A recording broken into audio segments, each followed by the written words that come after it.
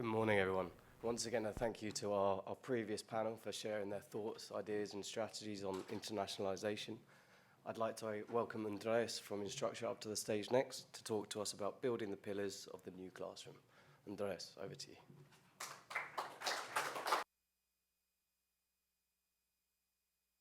you. Good morning, everyone.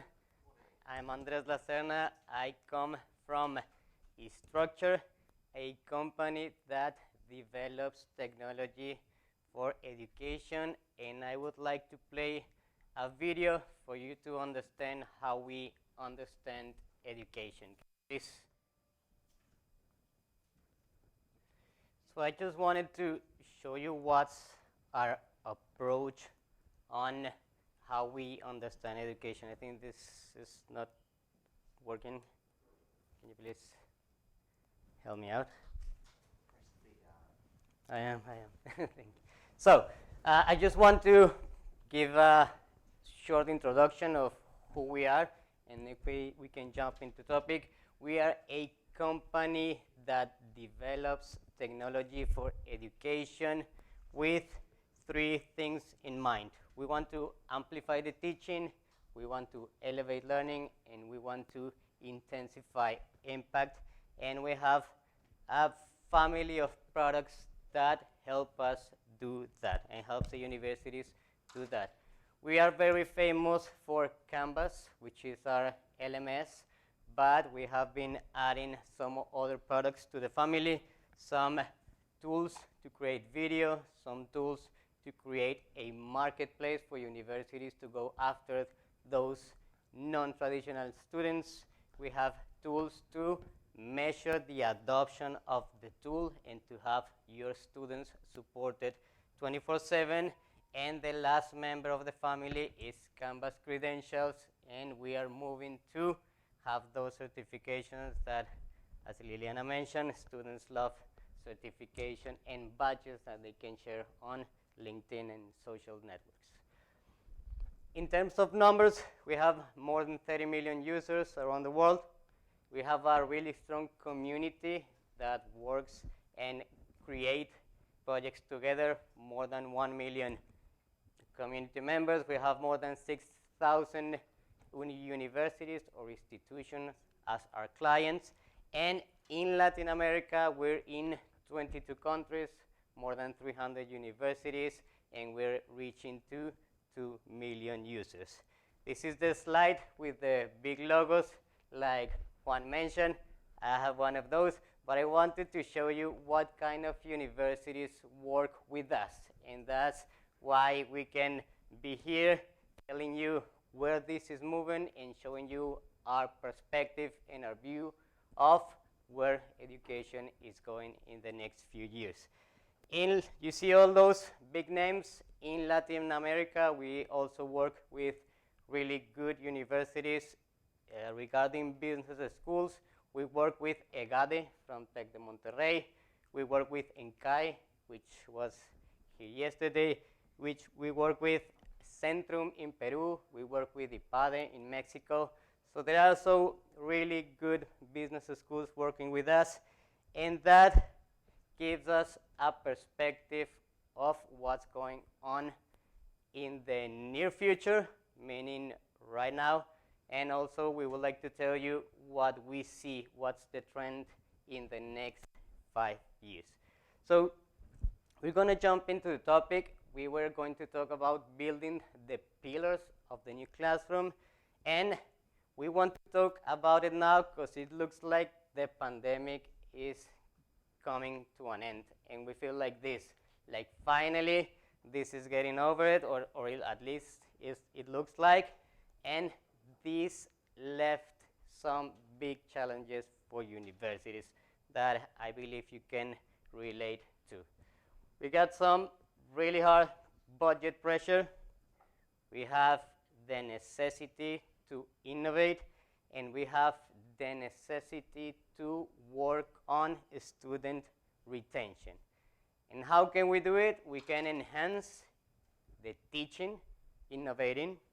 We can expand online or blended education, serving new segments that we didn't used to serve, and we can support students and teachers' success by improving the way we work. That's what we see is going to happen. And why now? Because we struggled to survive. We adapted to survive to the pandemics, as all you have mentioned, as we all lived in the last 2 years.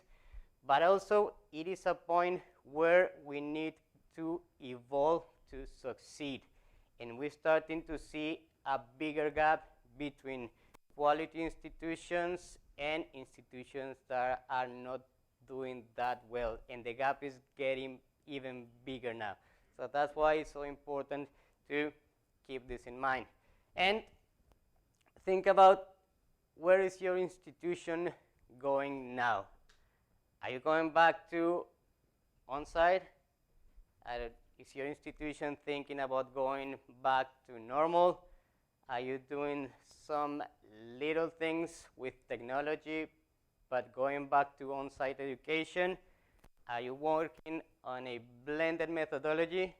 Is it the place to go? Is it blended, the new normal?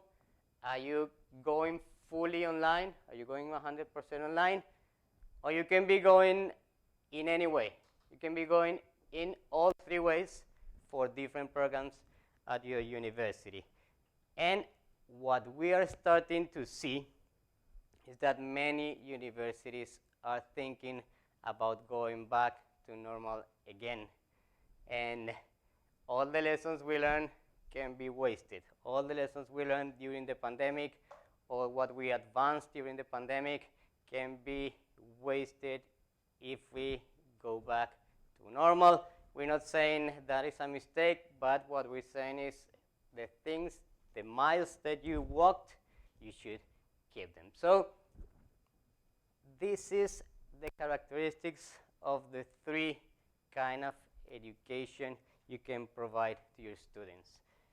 An on-site education, which is very familiar to them, which they can feel, which they can smell, that is spontaneous, especially from the teacher side, that is human, that they can touch, that they can feel, that they can relate to their colleagues or peers within a classroom. Or you have the other side, which is the fully online education, which is very flexible, especially where you want to study, when you want to study. You just have to keep some dates to do some graded activities, but it's mostly flexible. It is reflective. You can stop and reflect. That doesn't happen often in a classroom. It is repeatable, especially if you use video. They can repeat as many times as they want to understand the content. And this is a tricky one. People can participate. Some people think that when you study online, you cannot participate. But what we have find out is that people participate even more in online education. Some just don't participate because of social pressure. Some of them are shy. There are people with disabilities that don't like to go to a classroom. So in this kind of education, they feel safe, they feel confident to participate. And what about if we mix those two kind of educations and we offer a blended strategy, where the communication is not synchronous, or it can be, if they go and have personal interaction with their colleagues, they can consume the content through the technology, and then they can go to the classroom and take advantage of that expert that is the teacher, so they can practice at the classroom, and they can also have a human touch and have FaceTime with their colleagues. So we think on-site education is really good, but we should be trying at least a blended methodology for the near future. And we also are seeing that people are talking about experience. In my days, I'm not that old, but I'm old enough to say in my days, you didn't hear about a student experience, like if the student was a customer. That was just, nobody talked about that. But now we're talking about student experience. So this was the traditional experience. You had traditional student who went to a campus, they took some subjects all at the same time. You had like one day with 7 tests, one after the other. That was the most stressful day of the semester. Then you had some people who graduated and got a degree, and you had people who dropped out, and sometimes it was a big percentage of those people, and nobody did anything about these people right here. But the new experience should look like this. You have traditional students and non-traditional students going into programs that your university can offer in a hybrid campus experience with some subjects, and offering now the certificates that we just said everyone loved. And you can have students getting a degree when they graduate, but you can offer some credentials or certifications to those people who are dropping out of school. And this population is really important, especially in Latin America. Not many people can go to university. And the ones who fail need to have some options. We need these people to be educated. We need the whole countries to be educated to be able to compete in a more competitive global scenario. And also you can have all this, the graduate and the non-graduate, re-skilling or upskilling for their workplace. So this is how we understand that this should be looking right now. So what should you be considering in this new classroom? I think, or we think, you should be thinking about 3 pillars for the new classroom. The first one is the institutions need to go beyond the lecture. So we're starting to see that institutions are thinking about students in a more holistic way and are using technology to enhance the experience of those students, and are concentrating a lot in outcomes. Most of the universities are moving from grades to outcomes. There's still some hard work to do on outcomes, but we're starting to see more and more universities doing that. As Liliana mentioned before, there are many universities worrying about the mental health of their students. Many are providing apps, many are providing activities, many are providing psychological support, and this helps a lot to have a student engaged with the university, with the courses, with the teachers, with the content. Finally, for that, this pillar, creativity, flexibility, and empathy is needed, especially from teachers, because these are hard times and students need a lot of support. The second pillar is having the faculty and the students engage one to another. When I went to university, I never talked to a dean, I never talked to a university president, I never talked to a rector. It was people that was up there. You never got to get close to them. And that is changing a little bit. Faculty staff is getting more closer to students, and that is working really well through technology. Some universities are using technology to get closer to the students. The students' success is getting more and more important, but teachers need to be proficient at technology. In the pandemic, they just had to learn how to use Zoom, Teams, meetings, whatever video conference you were using. They had some PowerPoints done, and they just threw it in the LMS, but they need to be proficient in all this technology. Apart from the technology I just showed you that we developed, there's a lot of technology in the marketplace, but these guys need your help to be proficient in technology. And also, you need to be very creative in finding ways to emulate that relationship that they had when they went to the university, interactions with you, with the deans, with the teachers, why not with the presidents or with the rectors? I didn't have that opportunity, but I think that's a really nice opportunity to get to know who's the people that is in charge of your learning process. And the last pillar is blended or online learning being intentionally designed for this methodology. When we switched to online or emergency education, it was not intentionally at all.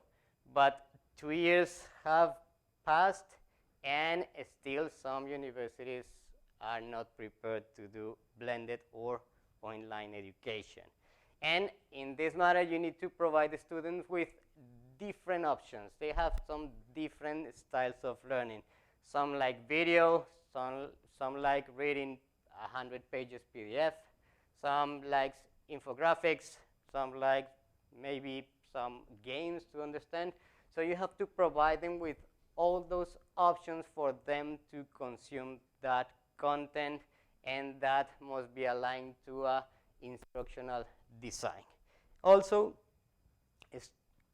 teachers are increasingly learning how to use those tools with an intention. But again, we need universities to help them to understand how to use these tools, and also you should be able to use the capabilities of your technology tools. If it's Canvas, even better, but there are a lot of tools that universities are paying and they are not using, and we find that a lot.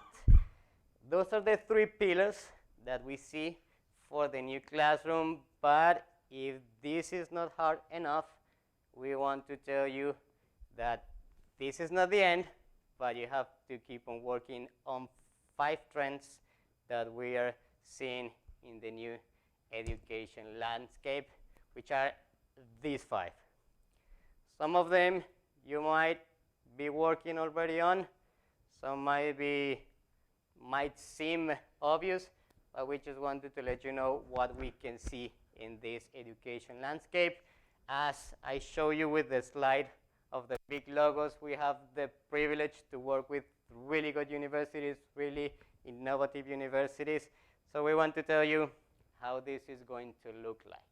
So the first one is the demand for online learning or online education.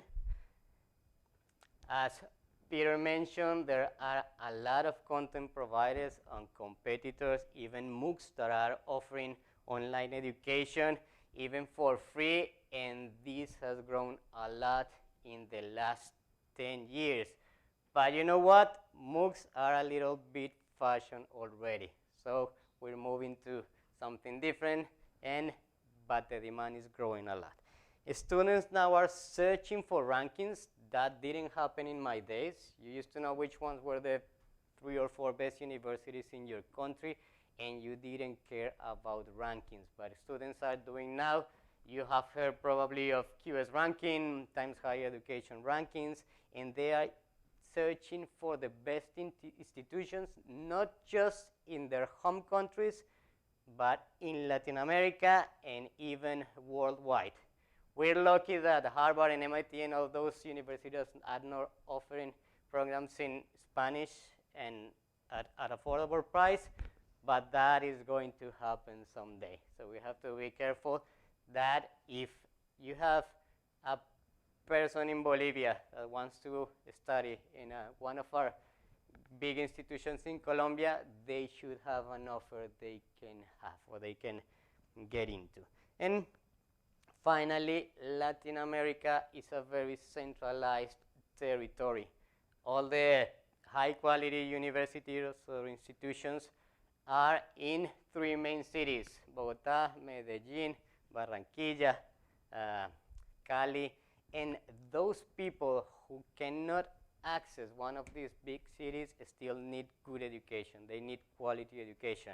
And we as a country, in Latin countries, we need that people to have good education to do something for our countries, because it's getting very difficult every day.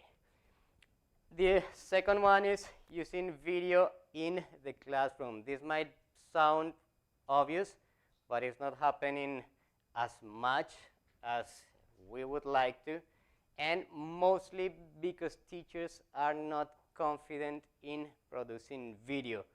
Being in front of a camera is not easy. Writing a script is not easy. Preparing for a conference is not easy. But if you help teachers to build confidence, that would be really helpful for students. You could also use videos that are in Vimeo, in YouTube, or in libraries the university is paying for. You can use that, but you should be also creating repositories of video. I've been to several universities, and I haven't seen a good repository of content or videos. I've seen some initiatives, but not a proper repository, and this is very important because it's very useful, and also it's really expensive to create. And finally, we should be using videos to impact the students' outcomes. I wish I had videos when I was studying algebra at high school. That was a really hard topic. It was doing equations like 3 or 4 hours, trying to do x equals y plus 2, whatever. And if I had a video back then, that would make my life much easier. So take advantage of this.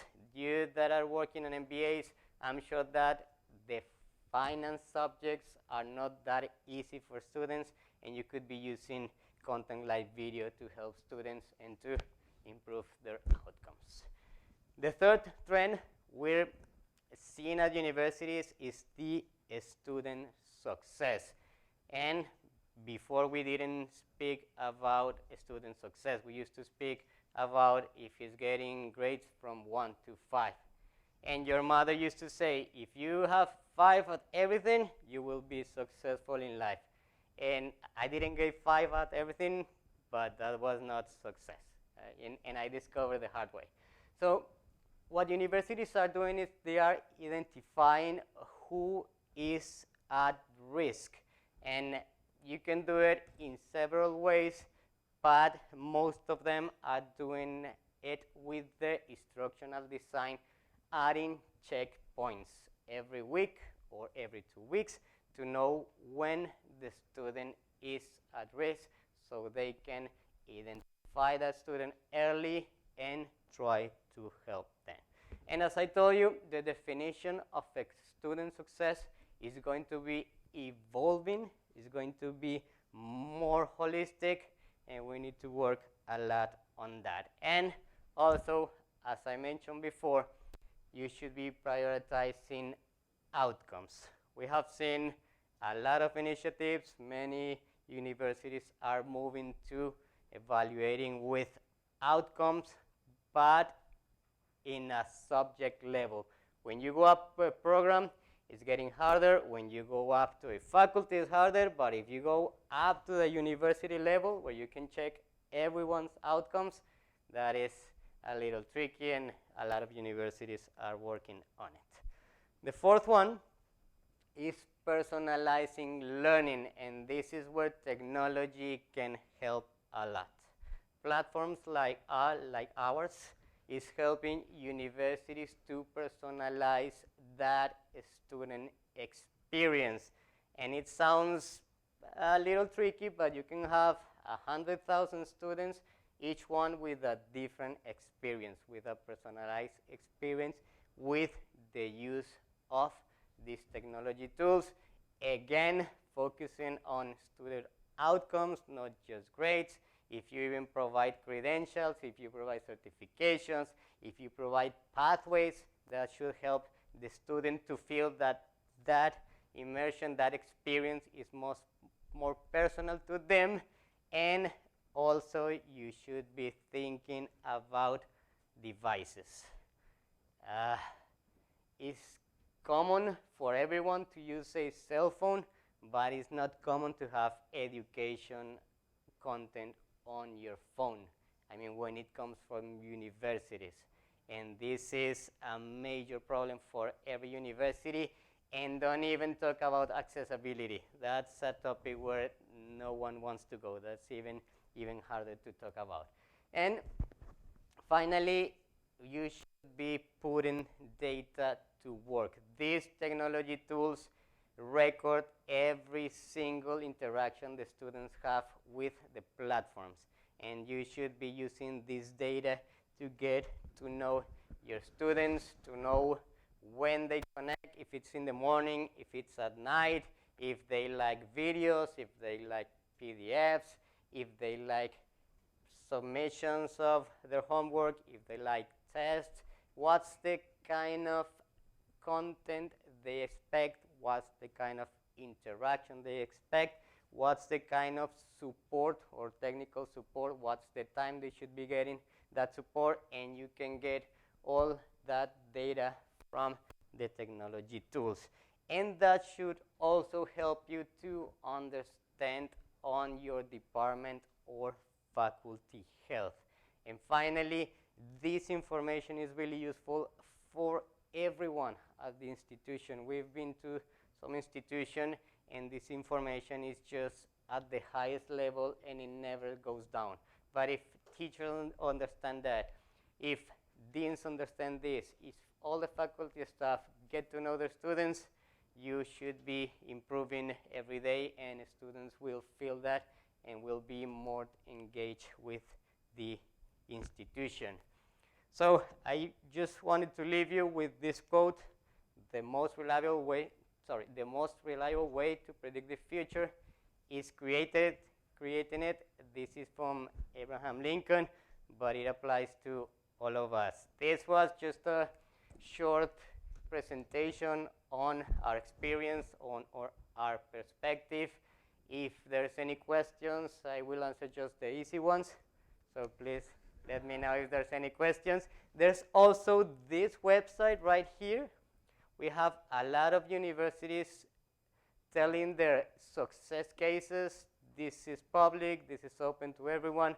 Some really good universities, Tec de Monterrey, Católica de Chile, all the big names in Latin America. If you want to go there and check what universities are doing, you're welcome. Thank you for your attention.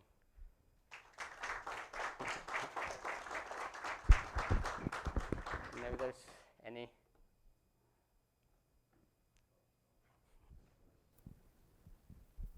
I was very interested, Andres, in the presentation. Really appreciate you taking the time to share that with us.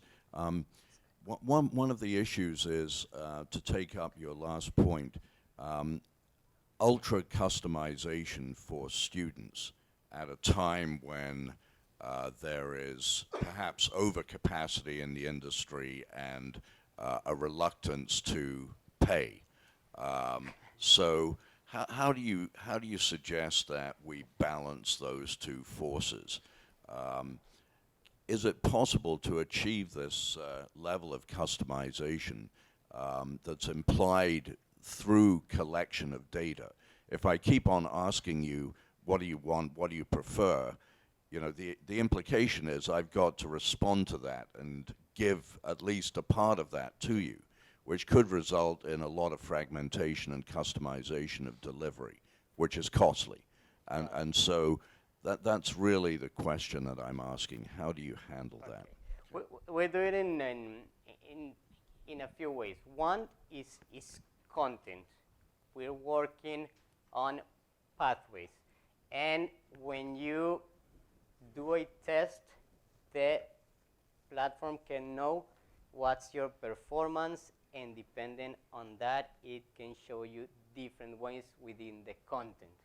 But it cannot be 100 pathways. It should be 1 or 3 that the teacher has already prepared. Another one is the certification or the badging. So when student is achieving some, let's say some checkpoints, the platform is providing badges for them to make them compete within the classroom, but not in a bad way, but in a really dynamic way, sorry. And the other one is universities are using that data to check on the student. And you don't need too much money to pull that data and send some emails or send some messages to their cell phones, so they can feel that the university knows how they're doing, that you're important for them, and that you're supporting them. I would say that's the cheapest way. And as you mentioned, yeah, you have to invest. That's a fact. But those three are the, let's say, the more feasible ways. Good morning. Johan. As you mentioned, and I totally agree, virtuality allows you to reach populations that are not easily reachable without the regular forms. But there are two main concerns. The first, the assurance of learning. The second one, the experience, both for the professor and the student. How can you deal and face these concerns in terms of your model? How does Canvas do, and what does Canvas offer for, first, assurance, learning, and development of the skills, and second one, a good experience, something that really engages the alumni? Okay. Well, the assurance really depends on the university, especially the teacher, the instructional design, and the way universities grade students. Because we provide the technology and we enable with our tools, but the main actor here is the university, and the principal is the teacher. So teachers and the university assure that. And if you think about doing tests, for example, there are some technology that can assure that the person that is seated there doing the test is the one that claims to be. That's one. And actually, universities are evolving to not doing tests, but doing homeworks and evidence-based grading. So that's for assurance. And for the experience, actually, we spend a lot of our income in making Canvas better. We update the platform every 3 weeks. In pandemics, we did it every 2 weeks, and we focus on student experience. Actually, in teachers and students, that's our main focus. So we have a platform ready for apps for the devices they use. We spend a lot of resources in the graphic interface to make the life of the students easier. We make the platform for them easy to access content, and we help teachers to make our technology easier and easier to use, so they have enough time to check on student performance. We don't want a teacher just grading or fighting with the technology, but we want a teacher that has enough time to follow up on their students. So that's the approach we use. You're welcome. No more questions? Okay. Thank you for your attention. Have a nice rest of the day. Thank you.